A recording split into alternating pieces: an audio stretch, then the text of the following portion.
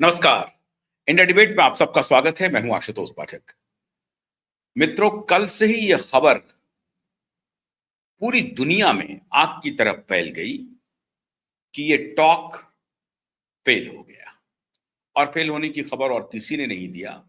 जो इस बातचीत को लीड कर रहे थे अमेरिका की तरफ से, अमेरिका के उपराष्ट्रपति जेडी वेंस, उन्होंने ही आकर के मीडिया को ब्रीफ किया कि हम किसी कंक्लूसिव नतीजे तक नहीं पहुंचे और ये दुखद है।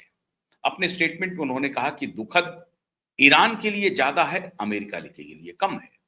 ठीक है, ये तो कह ही सकते हैं, क्योंकि वो लगातार धमकी दे रहे हैं कि ये बातचीत जो सफल होती तो ईरान के फायदे में होता, बातचीत फेल हुई है तो ईरान को नुकसान होगा, अमेरिका को कोई नुकसान नहीं होगा। बड़ा बोलापन है अमेरिका का, वो कर रहे हैं। लेकिन अंदर की खबर आ रही है कि बातचीत क्यों टूट गई। तीन महत्वपूर्ण बिंदु पर बातचीत शुरू हुई थी। एक तो स्ट्रेट ऑफ हॉर्मुज को पूरी तरह से ईरान खाली कर देगा। खाली कर देगा मतलब अपना प्रभुत्व जो है उसको कम कर देगा, हटा देगा वहां से। दूसरा, लेबनान को ईरान समझाएगा कि लेबनान के जो हिजबुल्ला आतंकवादी है वो अननेसेसरी अटैक इजराइल वगैरह पे नहीं करेगा। और तीसरा, जो न्यूक्लियर वेपन है उसको लेकर के जो प्रोग्राम चल रहा है ईरान का, उसको वो अविलंब स्थगित करेगा और कोई भी टूल्स ऐसा नहीं बनाएगा जिससे कि वो न्यूक्लियर वेपन बना रहा हो ऐसा प्रतीत हो। मतलब न्यूक्लियर वेपन बनाने के जितने भी टूल्स हैं, सारे टूल्स को अमेरिका चाहता था कि ईरान ध्वस्त कर दे। ये तीन महत्वपूर्ण बिंदु थे जिस पर ईरान ने बात स्वीकार नहीं की। ईरान की तरफ से भी जो गया था प्रस्ताव, उसमें यह था कि भाई ईरान के जितने फ्रोजन अकाउंट्स हैं पूरी दुनिया में, उसको पहले तो डीफ्रीज करो, और दूसरी बात, स्ट्रेट ऑफ हॉर्मुज की वजह से जो उनको नुकसान हुआ है और इस युद्ध की वजह से जो नुकसान हुआ है उसकी भरपाई करो। और तीसरी बात कि स्ट्रेट ऑफ हॉर्मुज से हम अब टैक्स वसूलेंगे, वरना हम ईरान को रिकंस्ट्रक्ट नहीं कर पाएंगे। चौथी बात कि हमारे ऊपर आप हमला नहीं करेंगे। इजराइल को भी समझाइए और आप भी कि आने वाले दिनों में आप हमला नहीं करेंगे। इराक ईरान की तरफ से ये प्रस्ताव था, अमेरिका की तरफ से ये तीन बिंदु थे जिस पर बात टूट गई। बाकी सब बिंदु पर ऐसा लग रहा था कि दोनों में सहमति बन रही है। लेकिन अंदर की खबर मित्रों ये आ रही है टर्की के एक पत्रकार के हवाले से। ये अपुष्ट खबर है, लेकिन टर्की जो कि पाकिस्तान का बड़ा अच्छा दोस्त है, उनको खबर कहां से लीक हुई। और आज फिर मैं कह रहा हूं कि केवल अमेरिका ने ईरान को धोखा नहीं दिया, ये जो पाकिस्तान है ये सृष्टि का सबसे बड़ा धोखेबाज है। ये ईरान, अमेरिका और इजराइल के बीच में मेडिएशन नहीं कर रहा था, ये अपना कटोरा बगल में रखा हुआ था। और ये जैसे ही अगर ये बातचीत सफल हो जाती, दोनों में सहमति बन जाती, तो फौरन ये कटोरा आगे कर देता जेडी वेंस के पास और कहता कि डोनाल्ड ट्रंप जी को ये हमारा संदेश पहुंचा दीजिएगा, कुछ डॉलर मिल जाता तो बड़ा अच्छा रहता। ये सिर्फ इसलिए ये बातचीत करवा रहा था और ढिंढोरा ये पीट रहा था कि हम देखिए कि कितने बड़े देश हैं, शांति के अग्रदूत हैं और दुनिया में ये संदेश देंगे हम कोई टेररिज्म की फैक्ट्री नहीं है, हमारे यहाँ कोई टेररिज्म की मशीन नहीं है। हमारे ऊपर तो यूं ही आरोप लगता है जो आरोप गलत है, और खास तौर से आरोप भारत लगाता है, तो उस आरोप को आप बिल्कुल से नकारते रहिए। हम पीस लविंग स्टेट है।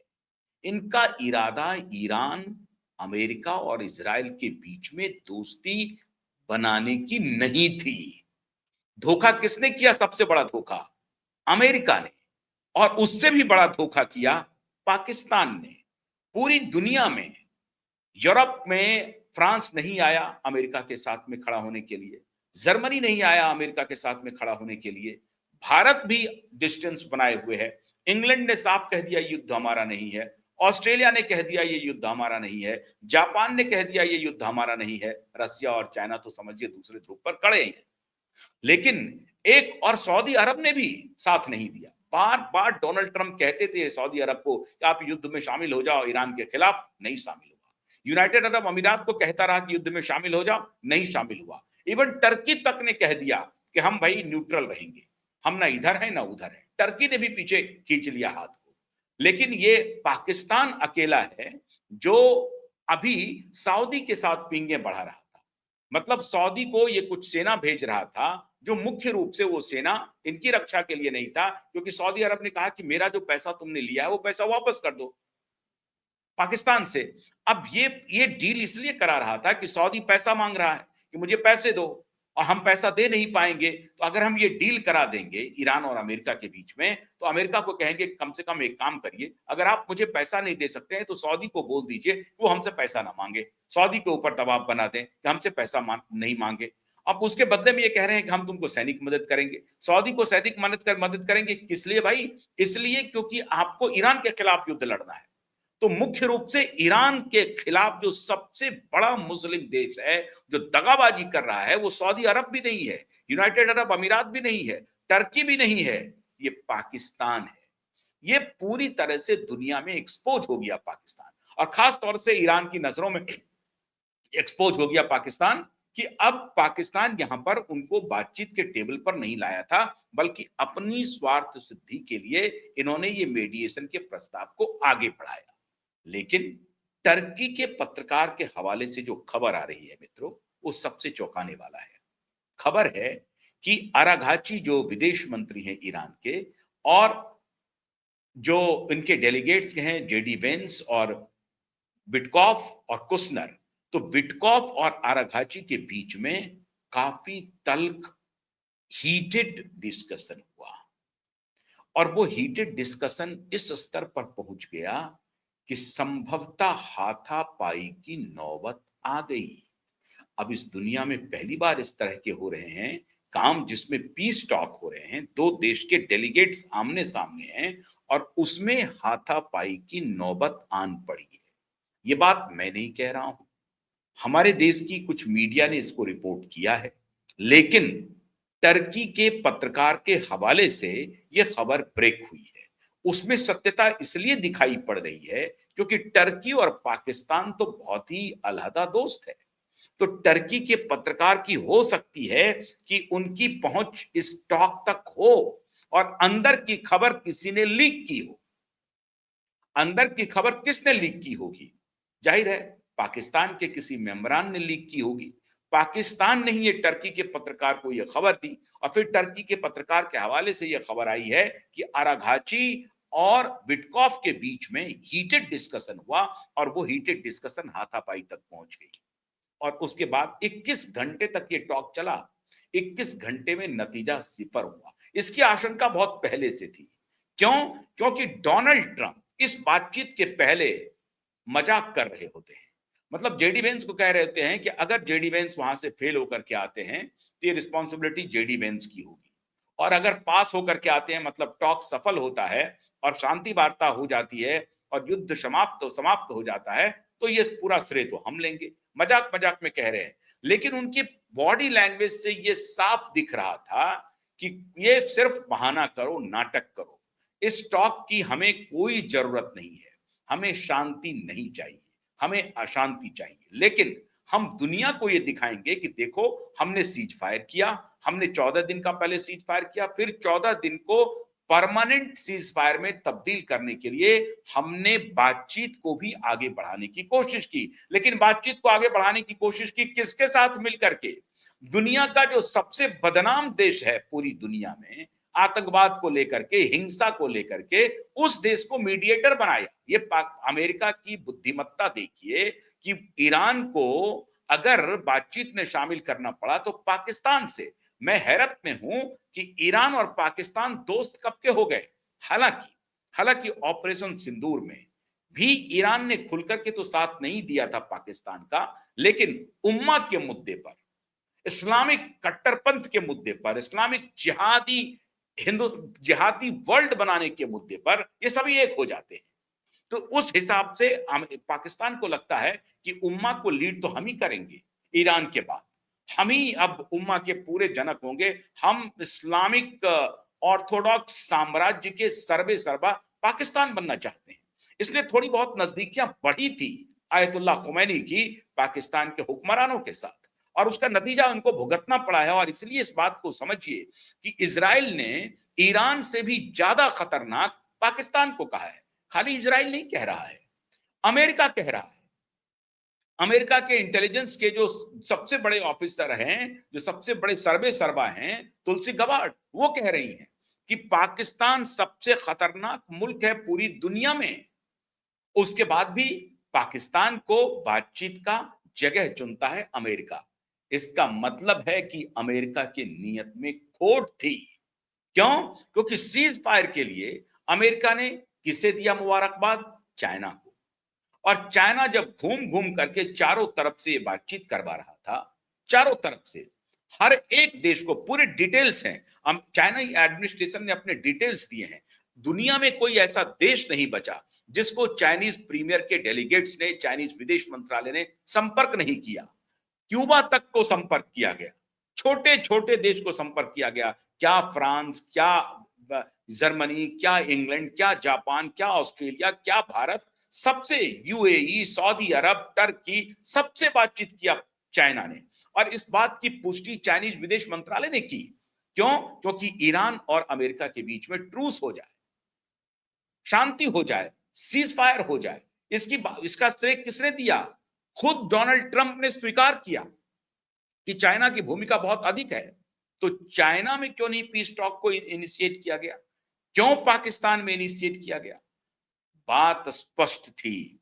एक तो पाकिस्तान की भी मंशा अमेरिका जानना चाहता है। देखिए, अमेरिका 2 कदम चल करके हर एक चाल को समझने की कोशिश करता है।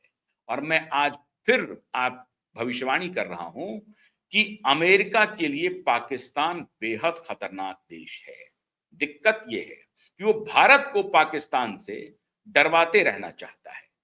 वो भारत को डिस्टेबलाइज करने के लिए पाकिस्तान का यूज करता है।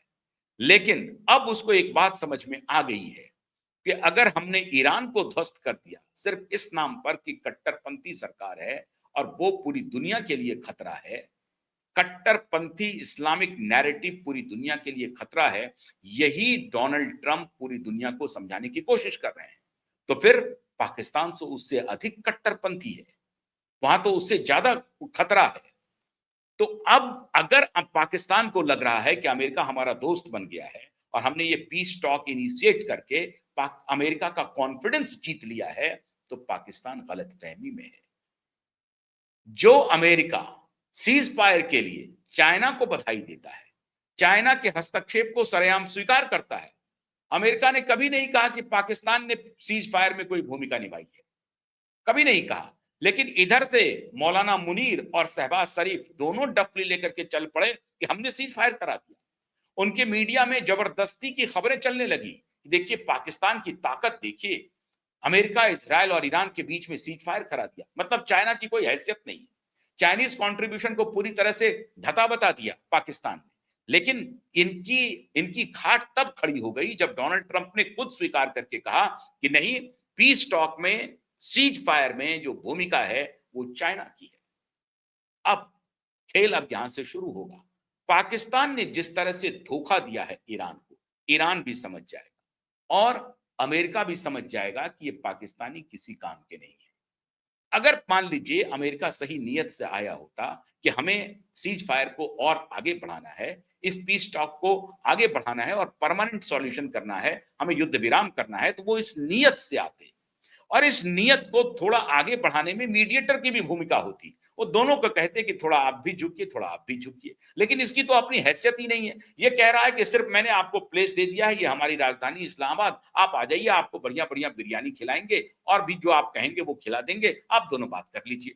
और आप दोनों की बातचीत अगर सफल हो जाए तो हमें कुछ सऊदी अरब से रिलीफ दिलवा दीजिए या हमें कुछ कटोरा दे दीजिए, हमें कुछ भीख दे दीजिए। बस यही काम था पाकिस्तान का। भाई, मीडिएटर का काम क्या होता है? जो सीज फायर में चाइना ने अपनी भूमिका निभाई, चाइना ने दोनों को मनाया, समझाया कि तबाह हो जाएंगे, पूरी दुनिया में क्राइसिस हो रहा है, आप ये क्या कर रहे हैं। अमेरिका एफोर्ड नहीं कर सकता है ईरान के साथ वॉर के एस्केलेशन को, आप पक्की मान लीजिए। वो अब सिर्फ वो जो कहते हैं ना कि वो जो बुझता हुआ दिया जिसकी रोशनी बड़ी तेज होती है, अमेरिका वही है। ईरान को तो समझिए, ईरान तो मरता क्या ना करता वाली स्थिति में है। ईरान तो कफन बांध लिया है कि हम तबाह होंगे लेकिन हम तबाह करके जाएंगे, उन्होंने कफन बांध रखा है। अब ये परेशानी अमेरिका के लिए है। अमेरिका की जो स्टैंडर्ड एंड पुअर 500 है ना, वो उन्हें इसकी इजाजत नहीं देगा। और चाइनीज इन्वेस्टमेंट जो अमेरिका में है, चाइनीज कंपनी जो अमेरिका में ऑपरेट कर रही है, वो बाकी कंपनियों के साथ मिलकर के डोनाल्ड ट्रंप पर दबाव बना रहे हैं। ये सारी जो जो कॉर्पोरेट बड़ी बड़ी जाइंट्स हैं, वो डोनाल्ड ट्रंप को कह रहा है कि आप युद्ध में झोंके जा रहे हैं पूरी आबादी को, आप तबाह हो जाएंगे। तो ये नाटक चला तो ये भी हो सकता है, दो तीन बातें हो सकती हैं इस पीस टॉक्स की, कि पहली बार टॉक्स फेल हो गई। ऐसा नहीं हो सकता था कि आए बातचीत कर गए। क्यों? क्योंकि इससे संदेश ये जाता कि अमेरिका झुक गया, अमेरिका डर गया, अमेरिका नहीं माना, ईरान भी नहीं माना, दोनों में युद्ध चलेगा, मैसेज जाएगा। फिर कोई बातचीत हो गई, इस्लामाबाद से बात बनी नहीं, फिर चाइना बीच में आएगा, फिर एलन मस्क बीच में आएंगे, फिर ये बड़ी बड़ी टेक कंपनियां बीच में आएंगी, फिर उनके डेलीगेट्स अमेरिकी राष्ट्रपति से मिलेंगे, इसको आगे बढ़ाइए। इस बीच में एक आध दो क्या खेला कर दिया, धोखा कैसे दिया। इस बीच में स्ट्रेट ऑफ हॉर्मुज में जो अमेरिका के कई युद्ध, दो युद्धों पे फंसे हुए थे, उसको बड़ी आसानी से 21 घंटा का वक्त मिला, बड़ी आसानी से उसने निकाल लिया। और कुछ जो माइंस भी बिछे हुए थे, वाटर माइंस थे, उसको भी डिस्ट्रॉय करने की कोशिश की अमेरिकियों ने, लेकिन वो हो नहीं पाया। लेकिन अपने युद्धपोत को सुरक्षित स्ट्रेट ऑफ हॉर्मुज से निकाल लेके चला गया। ये खेल करता है अमेरिका, ऐसे धोखेबाजी करता है अमेरिका। अमेरिका इस युद्ध को आगे नहीं बढ़ाएगा, ये मान के चलिए। छिटपुट घटनाएं होती रहेंगी, धमकी देता रहेगा। और अगर अमेरिका को तबाह होना है, अगर डोनाल्ड ट्रंप को जेल जाना है, अगर डोनाल्ड ट्रंप को मिड टर्म में हार करना है, तो वो ईरान को तबाह करेगा। अगर यही उनको लिखा हुआ है कि नहीं, वो ईरान को तबाह करके खुद जेल चले जाए, ईरान को तबाह करके वो अपनी प्रेसिडेंसी गंवा दे, तो फिर कोई रोक नहीं सकता है उनको।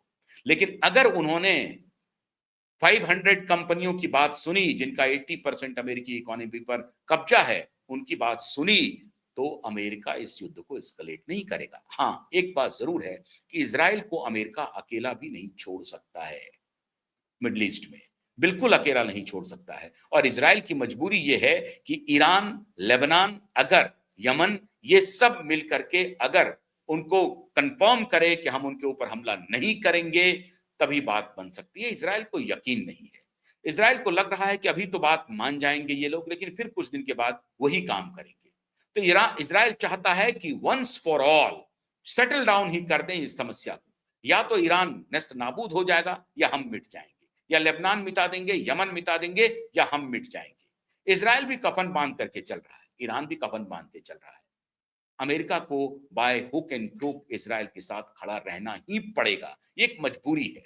लेकिन धोखा दे करके अपना काम निकालने में अमेरिकन माहिर है। ये धोखा दे देंगे इजरायली को। अगर इनको अपना नुकसान होते रहेगा तो इजराइल के साथ खड़े नहीं होंगे। ये दिखेंगे तो खड़े, लेकिन खड़े होंगे नहीं। ये धोखा दे करके निकल जाएंगे। मैंने बहुत पहले भी कहा था, और इस बार भी मजबूरी में सीज फायर किया गया। नेतन्याहू खुश नहीं थे, लेकिन अब नाटक किया कि देखो हम कोशिश कर रहे हैं सीज फायर को और एक्सटेंड करने की, शांति बहाली करने की हम कोशिश कर रहे हैं। ये सब नाटक था अमेरिका का।